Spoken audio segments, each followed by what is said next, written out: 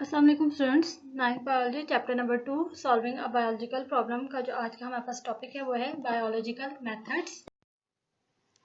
जी, तो सबसे पहले हमारे पास आ जाता है बायोलॉजिकल या साइंटिफिक मेथड्स। ठीक है, साइंटिफिक मेथड होते क्या है? वो मेथड होते हैं जिसमें एक बायोलॉजिकल प्रॉब्लम को सॉल्व किया जाता है। ठीक है, उसको हम कहते हैं बायोलॉजिकल मेथड। क्वेश्चन जो है, देखिए, जो क्वेश्चन अराइज करते हैं अबाउट लिविंग क्रिएचर, तो वो क्या होते हैं कि वो प्रॉब्लम होती है। ठीक है, वो साइंटिफिक एक प्रॉब्लम होती है जिसे हम इन्वेस्टिगेट करते हैं। तो साइंस क्या है कि एक सिस्टमेटिक अप्रोच है जिसके ज़रिए जो है हम लोग कोई भी सोल्यूशन फाइंड आउट करते हैं किसी भी प्रॉब्लम का, जो भी साइंस में हमें नज़र आती है। ठीक है, एंड जो सोल्यूशन है उस पे हम उसका प्रॉब्लम का जो सोल्यूशन है वो फाइंड आउट करने के लिए हम मुख्तलिफ वेज इस्तेमाल करते हैं। ठीक है, एक सिस्टमेटिक अप्रोच इस्तेमाल करते हैं।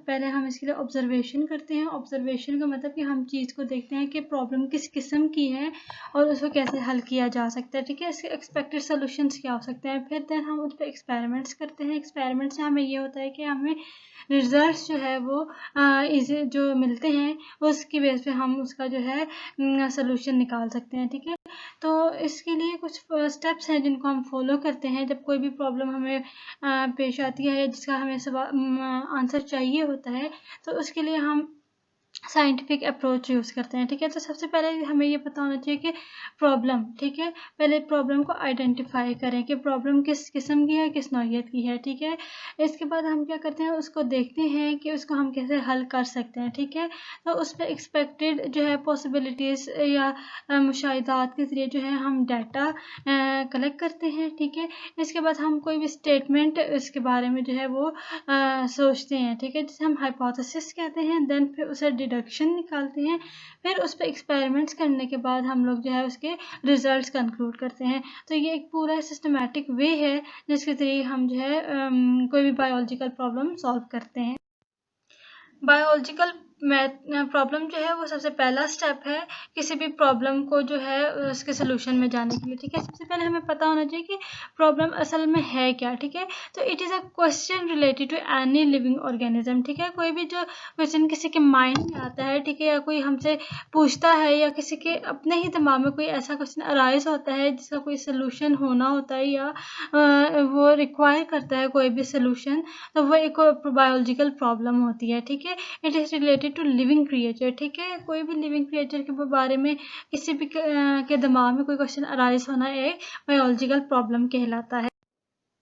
ठीक है, तो ऑब्जर्वेशंस पे हम आ जाते हैं। इसके बाद एक क्वेश्चन हमारे दिमाग में आया, ठीक है, वो एक बायोलॉजिकल प्रॉब्लम है। ठीक है, अब बायोलॉजिकल प्रॉब्लम को लेकर हम क्या करते हैं, ऑब्जर्वेशन। ऑब्जर्वेशन में क्या मतलब है कि हम उस पर मुशाहिदात करते हैं, उसके बारे में सोचते हैं। ठीक है, observation are made with 5 senses. ठीक है, ये हम जो है अपने आँखों से या उसको सूंघ के या उसको देख के, टच करके या टेस्ट के साथ जो है कोई भी अपने 5 सेंसेस को यूज़ करते हुए हम जो है उसका मुशाहिदा करते हैं चीज़ का या उस प्रॉब्लम का कि इसको हम कैसे सॉल्व कर सकते हैं। ठीक है, या इसके क्या एक्सपेक्टेड आउटकम्स हो सकते हैं। The information gather through observation is called data. ठीक है, और जो फिर हमें इंफॉर्मेशन मिलती है आफ्टर दीज सारी जो सेंसेस के बाद हमें जो चीज़ मिल रही होती है वो क्या होती है, जो इन्फॉर्मेशन हमें मिलती है उसे हम कहते हैं डाटा। ठीक है, इसके बाद हम देखते हैं कि ऑब्जर्वेशन जो है फर्दर 2 टाइप्स की होती है, एक क्वालिटेटिव होती है और एक क्वांटिटेटिव होती है।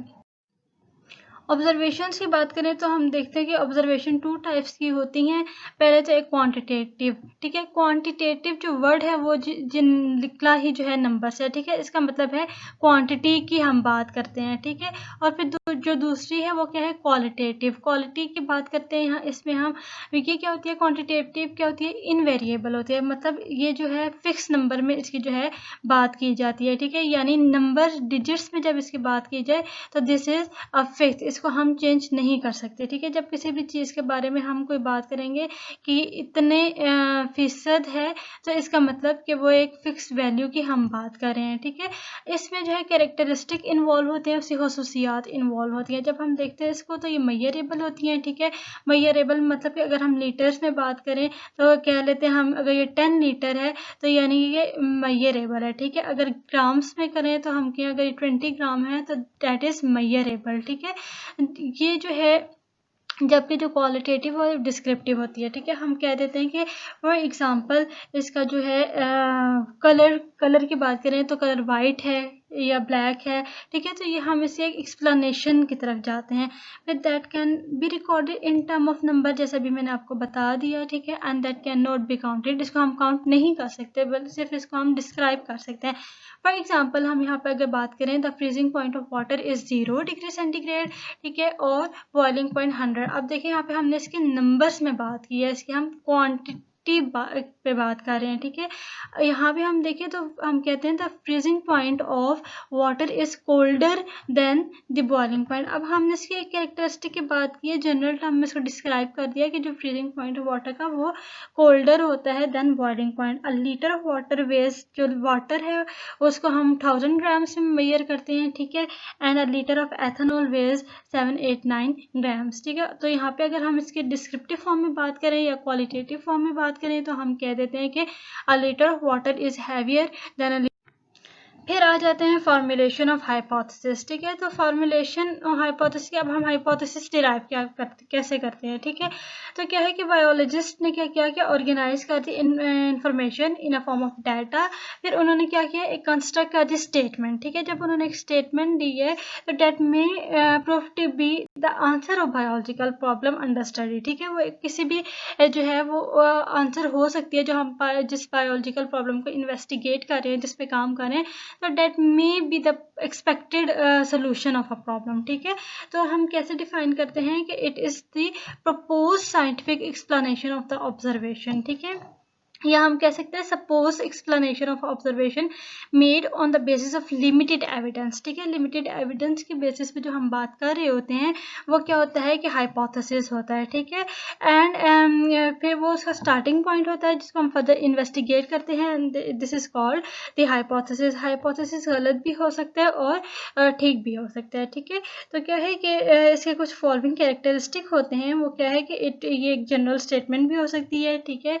इट इज टेंटेटिव आइडिया, मतलब टेंटेटिव का मतलब है कि एक फर्जी सपोज आइडिया भी हो सकता है। इट कैन, इसको हम सिंपल भी रख सकते हैं। And it is a testable, मतलब कि ये या तो ट्रू भी हो सकता है, ये फॉल्स भी हो सकता है, ठीक है। इस पर फर्दर इन्वेस्टिगेशन हो सकती है। देन कम्स डिडक्शन, ठीक है। हाइपोथेसिस के बाद क्या आ जाता है, डिडक्शन आ जाता है। डिडक्शन क्या है असल में, इसको हम कैसे डिफाइन कर सकते हैं, these are the logical consequences of hypothesis, ठीक है। Consequences means these are the logical results of hypothesis, ठीक है। जो हम हाइपोथेसिस ले लेते हैं, जो हम स्टेटमेंट ले लेते हैं, जब हम उस पर काम करते हैं तो हो सकता है कि वो जो है उसके जो रिजल्ट्स हैं वो असल में जो है डिराइव होकर वो डिडक्शन के फॉर्म में आ जाए, ठीक है। If hypothesis is true then the expected results are drawn from it, ठीक है। अगर हाइपोथेसिस जो है करेक्ट साबित हो जाती है, ठीक है, वो एक्सेप्ट हो जाती है, तो वो उसी के बेस पे हम जो है रिजल्ट उसे डिराइव कर सकते हैं, ठीक है। इसमें क्या हो जाता है, इसमें जो है इफ यूज होता है एंड देन यूज होता है। फॉर एग्जांपल अगर हम बात करें कि अगर plant cell have a nucleus, ठीक है, किसी भी प्लांट सेल का एक न्यूक्लियस है, ठीक है, ये हमने हाइपोथेसिस दे दी, एक स्टेटमेंट दे दिया, ठीक है। फिर क्या करते हैं कि बायोलॉजिस्ट जो है हर प्लांट को स्टडी नहीं कर सकते ये देखने के लिए इधर इसमें न्यूक्लियस है कि नहीं है, ठीक है। हर प्लांट और हर लीफ को हम स्टडी नहीं कर सकते। तो क्या है कि if an examined cell will have a nucleus, हम कह देते हैं कि if an examined cell have a nucleus then all the cell will have a nucleus, ठीक है। तो उस बेस पे, एक की बेस पे जब हम एक का रिजल्ट देख लेते हैं कि अगर एक सेल में न्यूक्लियस है इस प्लांट के, तो उसके सारे जो प्लांट में हैं, जो सारे प्लांट हैं उनके सेल में न्यूक्लियस हो सकता है, ठीक है। if an examined cell will have a nucleus then each one will have a nucleus, so this is a deduction made on the basis of hypothesis. फिर क्या है जी, एक्सपेरिमेंटेशंस की बात करते हैं। एक्सपेरिमेंट आ जाता है। एक्सपेरिमेंट हम हाइपोथेसिस के बाद डिडक्शन के बाद जो है वो अगर एक्सेप्ट हो जाता है तो फिर हम उसको क्या करते हैं, एक्सपेरिमेंट की तरफ लेके जाते हैं। The deduction which are drawn from hypothesis are subjected to testing, ठीक है। अब हम उस पर एक्सपेरिमेंट्स लगाते हैं। वो क्या है कि जी अगर इनकरेक्ट हाइपोथेसिस होता है तो वो तो पहले रिजेक्ट हो गया, ठीक है। अगर करेक्ट हाइपोथेसिस होता है तो एक्सेप्ट हो जाता है। अब उस एक्सेप्ट हाइपोथेसिस पे हमने क्या करना होता है, एक्सपेरिमेंट करना होता है, ठीक है। तो मोस्ट ये बेसिक स्टेप होता है, ठीक है। तो deduction drawn through hypothesis are then subjected to testing, ठीक है। 2 टाइप्स होते हैं एक्सपेरिमेंट। पहले हम देख लेते हैं, एक कंट्रोल ग्रुप होता है और एक एक्सपेरिमेंटल ग्रुप होता है, ठीक है।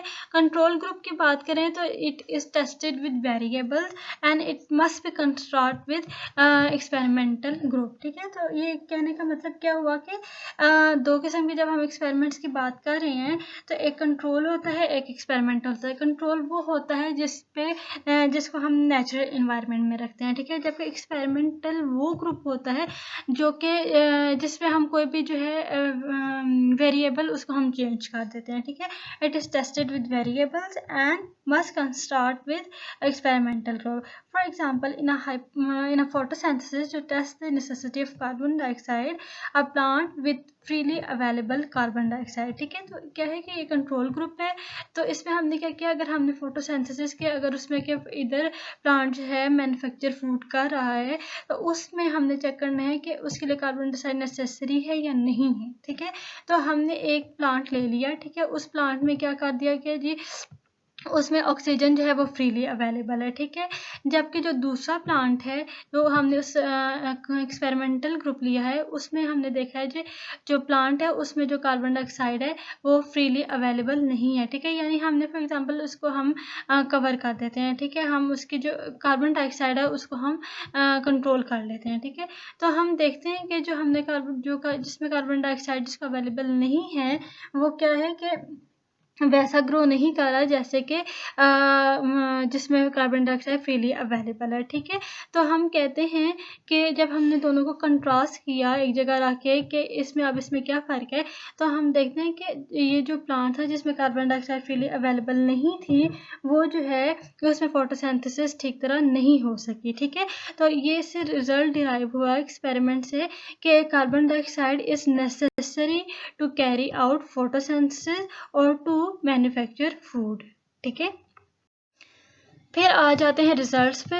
तो रिजल्ट्स क्या है कि scientist gather quantitative data from the experiment, ठीक है। जो सारी अभी हमने बात की है क्वांटिटेटिव डाटा की, जो फिक्स वैल्यू हमारे पास आ जाती हैं वो डाटा के फॉर्म में आ जाती हैं। आफ्टर एक्सपेरिमेंट्स के बाद में हम उनको जो है वो एक रिजल्ट के फॉर्म में कर लेते हैं, अरेंज कर लेते हैं, ठीक है। The average uncompared then average uncompared statistically, ठीक है। हम इस पर स्टैटिस्टिकल टूल्स लगा के जो है उनकी एवरेज वैल्यूज़ लेते हैं, उनको कंपेयर करते हैं और एक बिल्कुल बाकायदा जो है डाटा के फॉर्म में उसको रखते हैं। देन जो है उसको रिज़ल्ट को जो है पब्लिश किया जाता है और उसकी जो फाइंडिंग्स हैं वो जनरल बुक्स में या फिर मैगजीन्स वगैरह में या इंटरनेशनल या नेशनल लेवल पे जो है वो पब्लिश की जाती हैं, ताकि जो है इसका रिज़ल्ट जो है ओवरऑल दुनिया में आए और फिर जो है बाकी जो है लोग हैं वो उस रिज़ल्ट को वेरीफाई करें और अपनी नॉलेज अप्लाई करते हुए उस प्रॉब्लम को मज़ीद देखें और उसको जो है मज़ीद जो है सॉल्व करने की कोशिश कर सकें।